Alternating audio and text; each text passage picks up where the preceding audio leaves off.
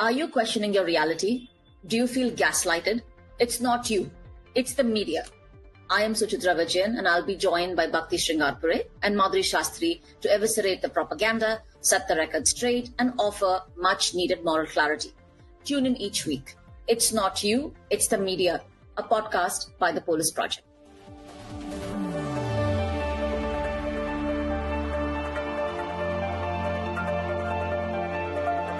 Hi, everyone, and welcome to another episode of It's Not You, It's the Media. Our episode today is called When the Media Tries to Be Woke. And on this episode, that's what we'll discuss, how the media performs its wokeness or how they try to signal some sort of wokeness. We spend a lot of time on this podcast talking about how the media is decidedly not woke. We've talked about everything from how they've worked as an arm of the state, foot soldiers of fascism, in Suchitra's words. Instead of watchdogs, they have enabled the entrenchment of Western empire.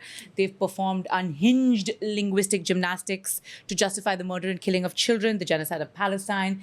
They report unethically on sexual violence. The list goes on and on and on. But what happens when they try to be woke? How do they interpret wokeness? Are they succeeding? Is their wokeness a performance? And what does this all mean? So we will break this discussion down into two main sections. First, let's discuss the history and the etymology of the word woke, because like everything else in modern day language or slang, it has been co-opted, wrangled, and defanged. We'll go from there to having a discussion about how the media interprets woke. And then secondly, we'll talk about the techniques. We'll move on to a discussion about the techniques that they employ when they are performing their wokeness. And the first one we'll talk about is breadcrumbing. More on that later. And the second is a sort of glossing over complex topics to cherry pick woke virtue signaling aspects of it. And we'll have a more nuanced discussion on this by discussing the media's reportage on anti-racism and on feminism in general. So let's get started. Suchitra, would you like to get us started on the etymology of the word woke? The word woke in terms of meaning has always kind of stayed quite similar. To stay awake is always what it is meant. And what's interesting is that I initially thought that this came in the early 19th centuries, 1920s. No, actually it goes back much earlier, where to the time of Lincoln, where you're looking at... What? I did not expect that. Okay. Lincoln was woke, y'all. When there is a small party of Republicans that proliferates so quickly, and again, it really starts with the idea that these were communities of young men who were more open to the abolition. Right. And then the word woke again re-enters into popular circulation with Marcus Garvey talking about stay awake, Africa stay awake, Ethiopia stay awake. And then you have music becoming the next big conduit to kind of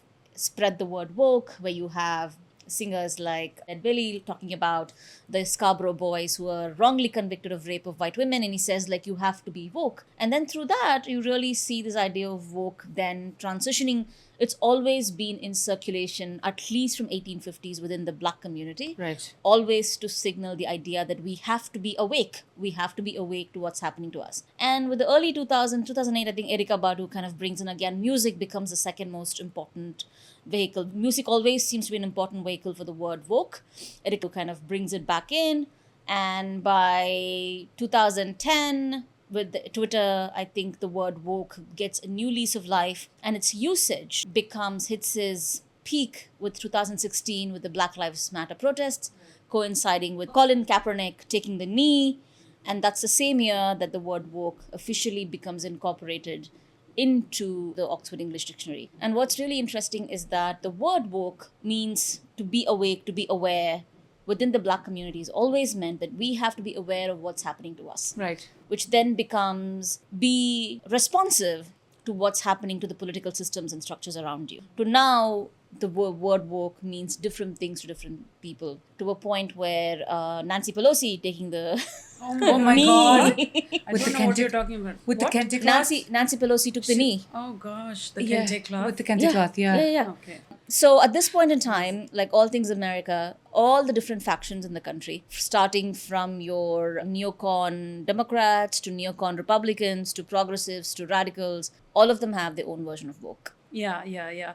I mean, you've really taken us way, way back. But in my mind, wokeness or how to be woke or what is woke Stay and woke. what is not woke became conflated with kind of basic be a progressive, but like be cool, this kind of a thing. I thought the resurgence of this word, or the way in which it became a whole sort of site of contention and drama, was because Donald Trump presidency started. Am I right about that? Like when Trump became president, it felt like suddenly everybody else appeared woke in comparison. That's true. They did. Which also Yeah. coincided with the same moment where you talk about the Black Lives Matter, Colin Kaepernick. So I think the two phenomenon were the Black Lives Matter movement and the Twitter. I think Yeah. the Twitterification of the word. I think post 2008, with Twitter being such a prominent presence, for example, the words like yassification, Yes. woke, Yes. this entire groups of words that were only belonging to a very particular subculture with a very particular view of the world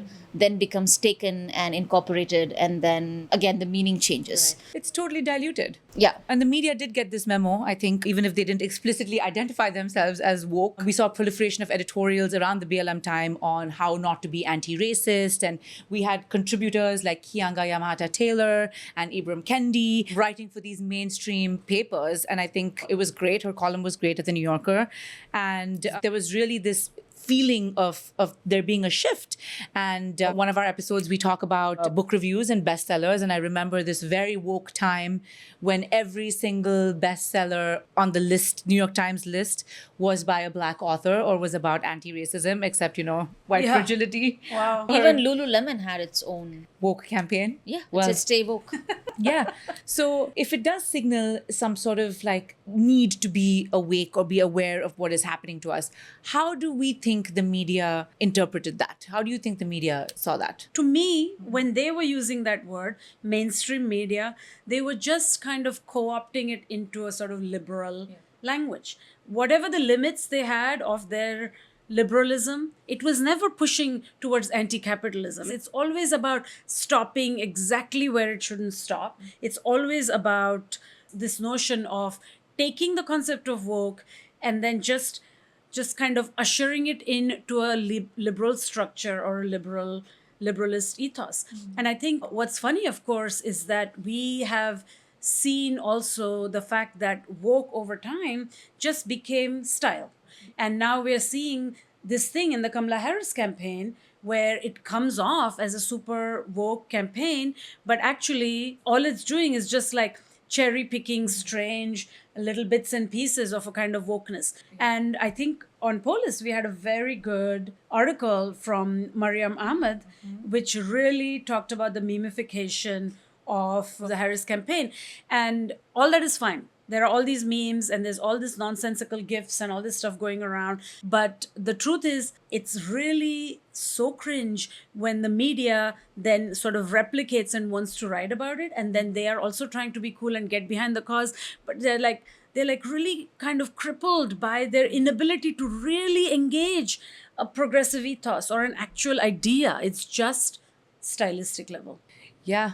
It feels like a theater state, the idea of a theater state where a state performs. The state doesn't govern, it doesn't do anything substantive. All it does is perform and perform and perform. What gives something respectability is the spectacle. So it's Nancy Pelosi taking the knee, it is Beyonce wearing the Black Panther and having feminism on the back of a... I remember this was 2016, if I'm not mistaken, that Beyonce did this concert where she had feminism, resistance. First of all, it was the halftime of the Super Bowl. Oh, so halftime of the she Super went- Bowl, yeah. Let's Okay, not forget okay, the structure of Okay, where okay. she was dancing Exactly. in formation Okay, sorry, yeah. in the In Black Panther formation. outfits. Black Panther. So you have that. That's exactly so right. What you really have is Beyonce a feminist? No. Does Nancy Pelosi taking the knee, does she really care about black people? No. For what you're really seeing is that nothing substantial ever happens. All it is reduced to is a show, a spectacle. And that's all it really stands.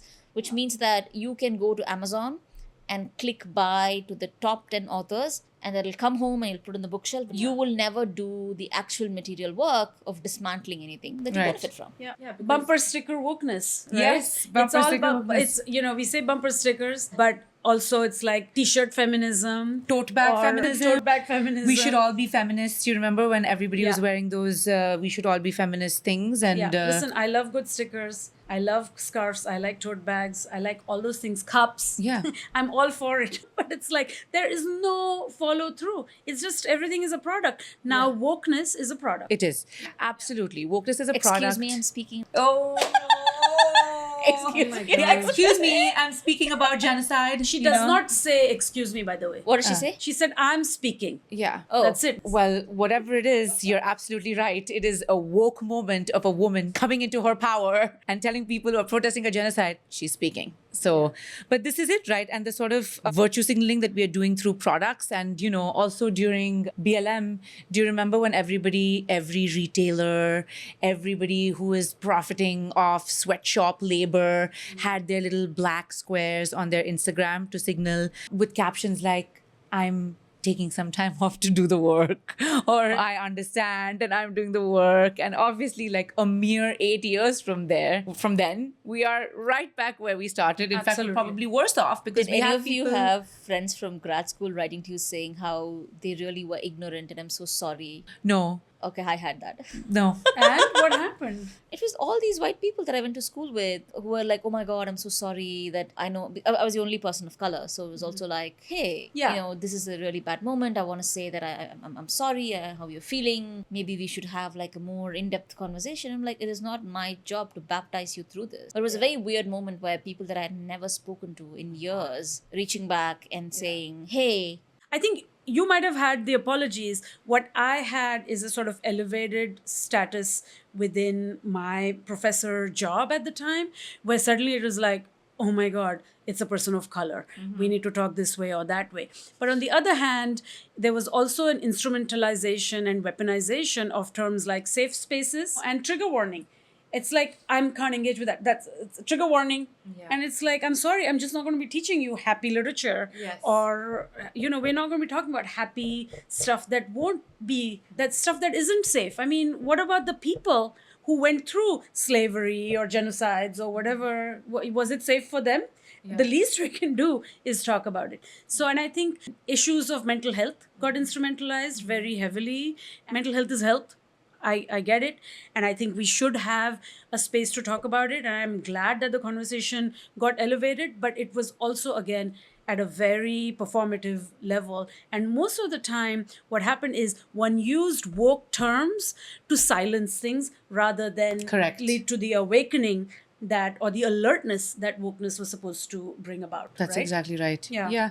And I think like you have all of these liberal commentators really weaponizing words like nuance and balance and whatever it is to present this sort of very, I don't even know what it is, just faux woke, faux safe space, which only ended up protecting them and prevented any real engagement with their complicity. And dismantling your white fragility or systems of patriarchy or whatever is a daily thing that you do every morning when you wake up and look in the mirror and you realize what your privilege is.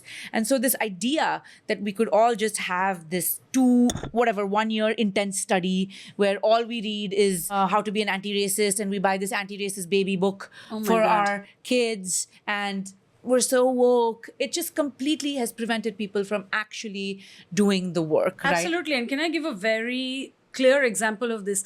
There was a whole saga at my job, and at which point I called out 2 or 3 people that were absolutely 100% racist. There were emails, there was all kinds of evidence. And I kept telling the person above them, the dean above them, that we need to have a change where these people should not be doing that job. We need to transform this workplace. But first of all, we cannot give them the power they have.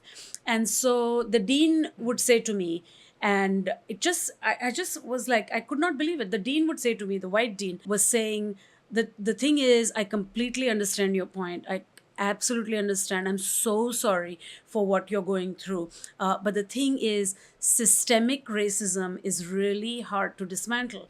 I said, I'm not talking about systemic racism. I'm talking about 2 people. Here are their names, and here is what they've done wrong. I know, I completely understand. And we are trying to initiate a dialogue, and systemic racism is really hard to dismantle. Here we go. Can we talk about dialogues and how every university in America now has a dialogue table, conversation table. I'm like, what more am I supposed to have a conversation with you about? Yeah. Are we supposed to have conversations with our oppressors saying that, let me explain to you the many ways in which you've harmed me? Literally, that's while what the they cops want. are body slamming and pointing their guns at the same people. We have dialogue tables. What? Like, there are groups of students whose Yeah. families are being annihilated. And you're supposed to have dialogue table? Are we having a dialogue? What exactly are we supposed to dialogue about? What are we? It's like, am I supposed to convince you that colonialism was bad? Am I supposed to convince you that slavery was bad? Am I supposed to convince you that racism today as it exists is bad? Do you not know all of this? Yeah. It's just another way to consistently exhaust you. Exhaust you because you are constantly called upon to define. Next, you have to educate. Yeah. And then you have to justify. And then at the end of it, you're also supposed to do the job of being the benevolent oppressed who forgives. I know. And before you do the job, they will lead with, I know that there is disproportionate labor on women and people of color. I'm so sorry, but... Pay me! Yeah, no, I mean, Pay me! the other concept of wokeness that got completely defanged, and not necessarily by the media, but generally, was this idea of emotional labor. Like, I can't do the emotional labor, which was originated for people who were having hospice services and caregiving and things like that. And slowly it became interpersonal. Like, people couldn't do the emotional labor of showing up to class because they were traumatized, or the emotional labor of adhering to a deadline because they were somehow, it is just so bizarre. And the media, it is actually instrumental, because you had these places that again tried to condense these complex concepts into bite-sized pieces of pop psychology or pop wokeness or whatever it is, so that everybody could jump on the bandwagon to just show how not racist they are. So there are listicles. I remember seeing like 10 things you can do to dismantle your white fragility today, like blah, blah, blah, just like quick fixes to really deeply entrenched problems. And all that this has led to is a weaponizing of these words, like you said, safe spaces, emotional labor. And I think this leads us on to our next discussion, because I want us to talk a little bit more about the specific ways in which this is done. And we've been talking a little bit about cherry picking, what aspects of wokeness the media wants to go with. The other thing that I really want to talk about is breadcrumbing, which is what happened a lot. Okay, so breadcrumbing basically is a term that has its origin in psychology. The term is intermittent rewards, and it's when people are given rewards inconsistently and sporadically, essentially, okay? And what happens is the person who's getting the reward kind of gets addicted to that behavior. And an example of this would be a child who has a father who's like very abusive when they are drunk, but like very loving and caring when they are sober. Yeah, so that is breadcrumbing. It is very intense. Yeah. It is intense. And, the child will just spend their time hoping that they can get this love and affection. And it's often a term that's been associated with narcissists, and it has this term breadcrumbing has sort of gained this renaissance in interpersonal relationships and situationships, when people will be texting you and they'll feign like they have an interest in the relationship. They'll give you just enough to keep you hooked, and then they'll let you go. And they have no real interest in changing themselves or engaging in any sort of meaningful relationship. And that leaves, obviously, the person who's being breadcrumbed very confused and very hurt. Yeah. And I think what happened in this woke time, when the media is like, we are turning over a new leaf, is I've long maintained that they are a narcissistic organization, much like the state. And I think that they just breadcrumbed the ever-loving daylights out of everyone. At least some people who believed in institutions or whatever it is. They gave us just enough to keep us hooked and think, okay, maybe this is our moment of change. Maybe this could be it. Maybe this could be it. When ultimately they had nothing else, no other agenda except their own ruthless survival. And we've seen this with the sort of discussions with how the media publishes Palestinians, for example. The genocide media, as we have called them, has one agenda. Right? Yeah. It is to enable the annihilation of the Palestinians and the furtherance of the Zionist agenda. So in this day-to-day, every day, via the headlines that show up on your phone, via the op-eds, via the reported work, via the disinformation campaign, they will tell you that we want Palestinians annihilated. But then they will publish 2 Palestinians or 3 Palestinians or 4 Palestinians in a year, relegating them to the back pages. And what is that supposed to do to us? It just leaves you so confused because you think, Then you can't outright accuse them. yes, exactly. You can't outright accuse them. But what are those pieces really doing? They are just telling you that these are the pieces that we're going to put in there to launder our own image. I'm wondering if there are other instances that you have noticed of the media sort of just giving you that and taking it away. I thought during COVID it became kind of more and more apparent, right? And I think there were all this kind of debates around the pandemic and questions of care and what can the government do, not do, and so on and so forth. And it started to kind of whittle down to sort of individualism and even like self-care or like wellness as your own responsibility and things like that. And it took away slowly, the focus left the state. Yeah. I think 2 points. One, when New York Times would have people like Anand Gopal do your drone stories, like important stories Right. that really, and then say, look what we did, which is also quite disingenuous because, yes, here is a good, solid reporter reporting on something important. As if that is example of how New York Times itself has justified the war in both Afghanistan and Iraq and many, many countries. You justify the war, you provide op-ed spaces over and over and over again, and then do that one story, which then kind of becomes seen as, A symbol of your Right. their- look Yeah. what we've Of done. your wokeness. And I think this breadcrumbing is also kind of linked. I think in my mind feels, as you were describing it, this deep language of representation. The South Asian diaspora is completely taken with this idea that representation, I love to see myself represented. I know a lot of people within the Indian diaspora who went to the Biden's dinner for Narendra Modi. Yeah. And many of them used, I as a diaspora person, I as a queer person, I as a Indian woman, I as this person, I am there not to justify Modi, but I'm there. It's almost weird that somehow you feel that seeing a brown or a black person in this place of power automatically translates to some kind of liberation or some kind, forget liberation, some kind of structural change. Yeah. And I think Ruha Benjamin said that, in her speech, she said that Black faces left in high places places will not save save you. us. It will not Yeah. save us. And I think this is also breadcrumbing, right? And we've had this conversation so many times. We don't need another person to girl boss into a genocide. We don't need a woman to be the head of CIA. I don't need a queer man to head the torture chambers. I mean, this idea that somehow seeing people who look like you in places of power automatically produces, I was also taken with this idea in 2008 when Barack Obama won. It just felt as if Absolutely. it was just We so all felt something. overwhelming. Yes, we did. We felt it. We felt The it. tears, the things, I it remember. was just like, yes. Now you're like, We are broken. I know. we are woke. It's broken. We have woken the hell up. we are Woken broken. I don't need another person who speaks Tamil, who I identify with, to go and Yeah, of course. Yeah. I don't need. This reminds me of that meme that went around with the bomb planes flying, and there's people at the bottom, and they're like, "Oh, the next bomb they say will be dropped by a brown woman," or like the next one they say will be dropped by XYZ. Yeah. It hits the nail on the head, right? The pink washing and the brown washing and all of this. I mean, race for sure, but to me, the biggest casualty, bigger than I would say even race, because I think race stuff is still so badly covered. It's so bad. But I think the casualty of this sort of woke media is really feminism and representation of women, all women. Even if you're thinking about something like Me Too or sexual violence, I mean, we did a whole episode on the inability to get reporting on sexual violence right. Why is that? In face of immense evidence, you still won't do it. Or even when the Me Too stories were covered, what was the focus on? Sometimes the focus was on, we thought X was this way and he isn't, and poor us.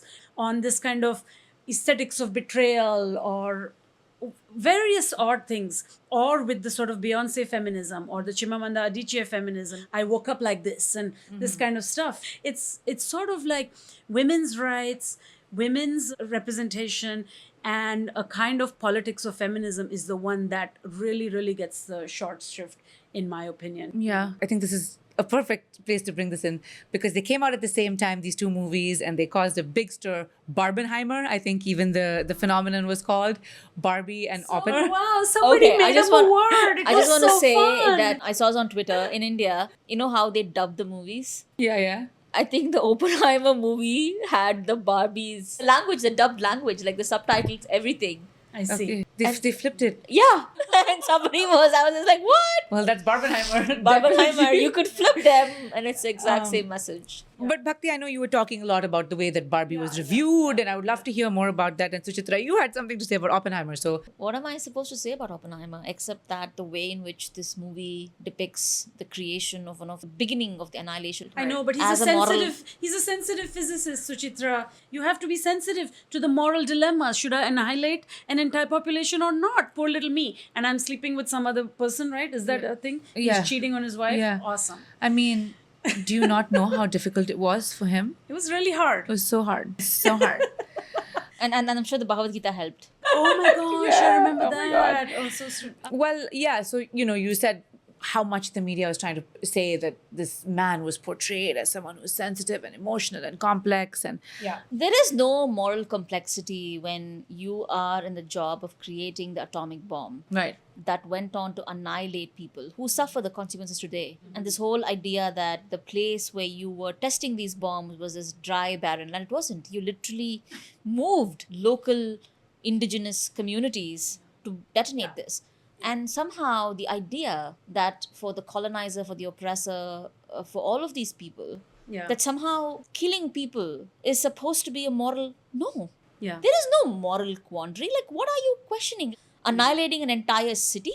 Yeah. Like Hiroshima, Nagasaki? Like, you're annihilating an entire city and that Every is... Oscar, every Golden Globe nominated for everything, the greatest what? Like- movie of all time. And what exactly are you trying to say? That the story of those who continue to survive and suffer as a result of your absolute need to annihilate is somehow less... I mean, of course, that was what he's saying. It's less important than your moral... And then there's this moment where he walks Ambiguity. away and he's like... They're like, oh, you've done this thing, but end of the day, you are simply somebody who serves. One day, people will just walk by you and recognize you. And who cares? Who cares if somebody walks by Oppenheimer and doesn't recognize him? Yeah, it's the desecration, of course, of the entire history. To make a movie like that is to desecrate and to really completely, almost like a blasphemy about Hiroshima survivors. And of course, we've seen it now taken to its next level because the man who runs the organization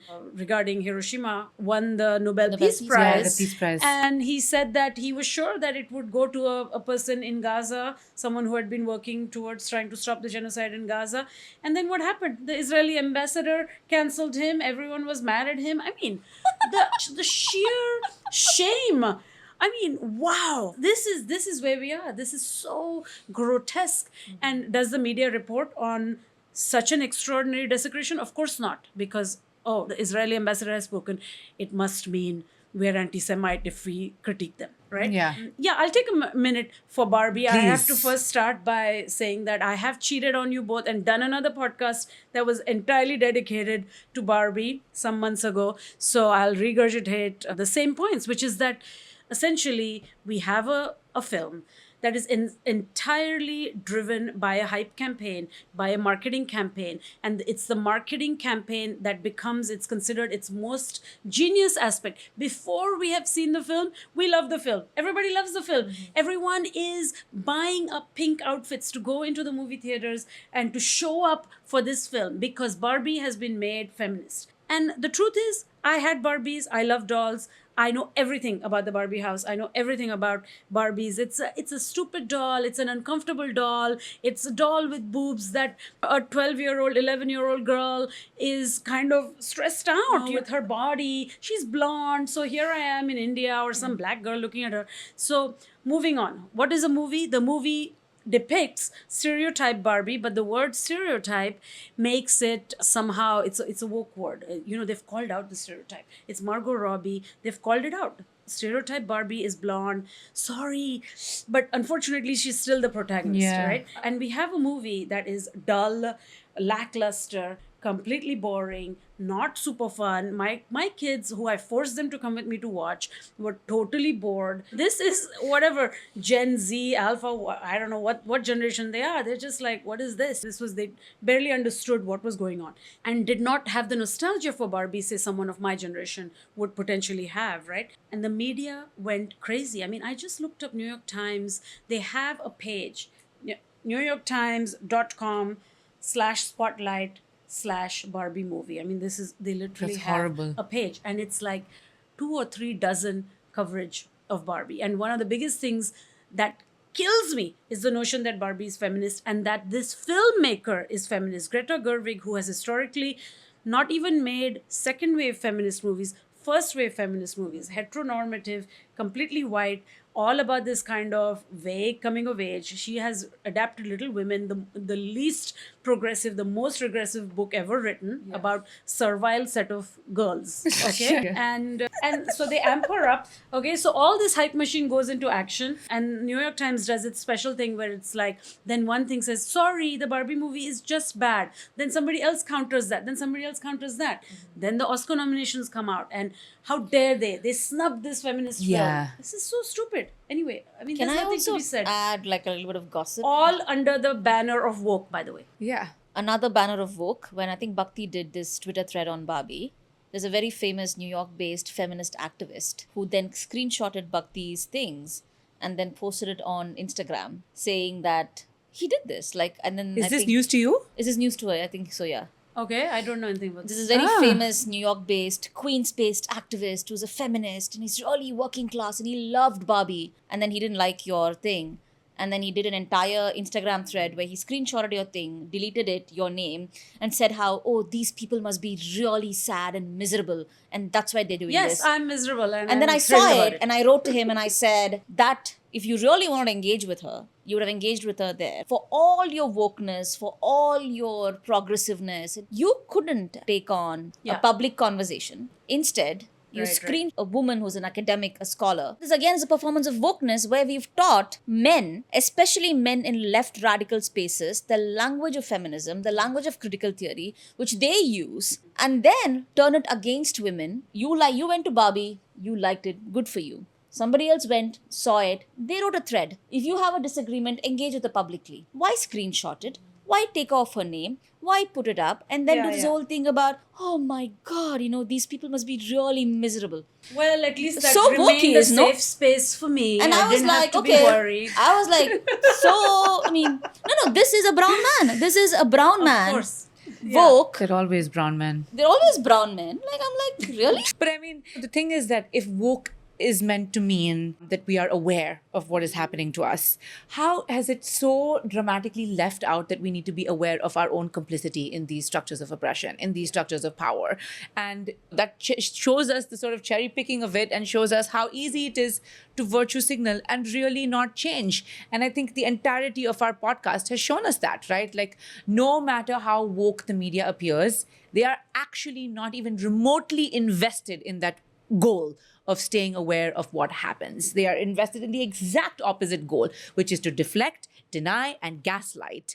And this makes it easy, actually, for the sort of right-wing criticisms of the media, and they're not entirely misplaced, where they kind of, Donald Trump, or whoever will diss the media and be like, this is the woke media, and just dismisses them as the woke media who's really not invested in anything. And he's not wrong, unfortunately. Yeah. But also we've seen the weaponizing of the word snowflake and and all these things, because the media will overinvest itself in pronouns without bothering Or to... trans rights or something. Yeah. Rather than rights of transgender people. Exactly, without bothering to really engage with it. And so that really seems to be the big issue. And, and speaking of Donald Trump, another thing that comes to mind when I think about the woke media is this sort of bizarre accusation that we hear right-wing people often lob, which is the woke media or the woke left is just canceling people left, right, and center. And usually they're very affected by the fact that white men have been cancelled left, right, and center. And I remember, obviously, during Me Too and during BLM,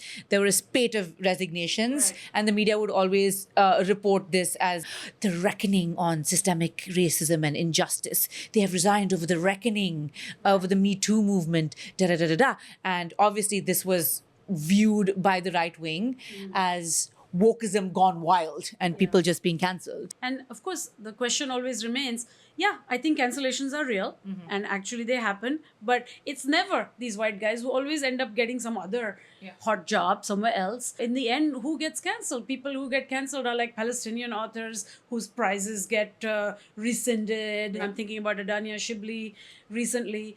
Or the fact that this other Palestinian young adult writer, Sonia Nimmer, her book was pulled off the New Jersey curriculum.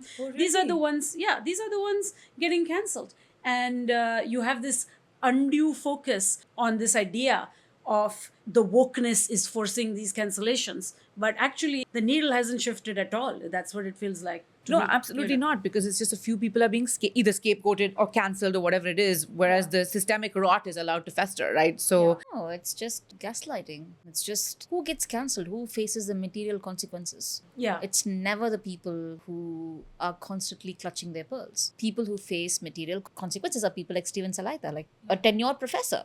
Gone. On the other hand, departments of Zionists, departments of people who have built their careers, hawking false information, disinformation, men with deeply problematic allegations, public allegations and accusations of Me Too, who are absolutely fine working. They get hired over and over again. Even if there's a public acknowledgement of what happened to them, they all seem to be fine. yeah, even Maura Finkelstein recently, she's a tenured Jewish professor who got fired over her pro-Palestinian sentiment. Again, Ruha Benjamin was Ruha given Benjamin, the yes. MacArthur, and then yes. while trying to, Princeton tried to do an interview of her and then censored. The Palestine part.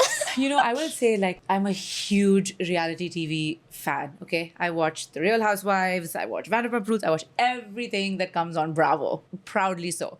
And there was a big moment of reckoning after BLM with Bravo. And Bravo is widely consumed by everyone in America.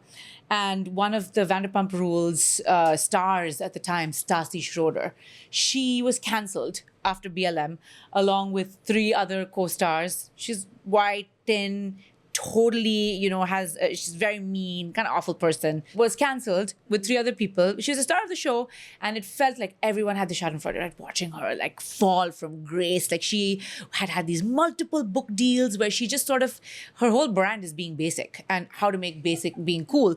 See, she literally wrote a book about it called The Basic Something, and it was a New York Times bestseller, whatever, right? So she got completely, her career came to a grinding halt. But now she's on a new show on Bravo, and Bustle, which was huge into the entertainment scene and racial reckoning and cancel, did an interview with her, and she's there again, front and center. So all that happens to these people, white, powerful people that get cancelled, is they get a bit of a sabbatical. Almost, Also a lot of you know? brown, white adjacent people. Sure. Yeah. I mean, the point I think I hear you are making is that one can shed a lot of energy and think about cancellations and this, that, and the other, and how cancel culture is so bad, and wokeness should not lead to cancellation. But then there's no follow through when those same figures are resurrected and back again in whatever sphere, right? And more heroic than ever because they've overcome now something else. Yeah, like But Louis C.K. Yeah. This is an extraordinary. I mean, this is as gaslighting as it gets. That's right. And wokeness is a form of gaslighting. When the media acts woke, they are gaslighting you into believing that they are actually progressive, that they stand by their progressive morals. So, you know, the next time you see a woke piece in the media, and if you think you're being gaslit, remember, it's not you, it's the woke media.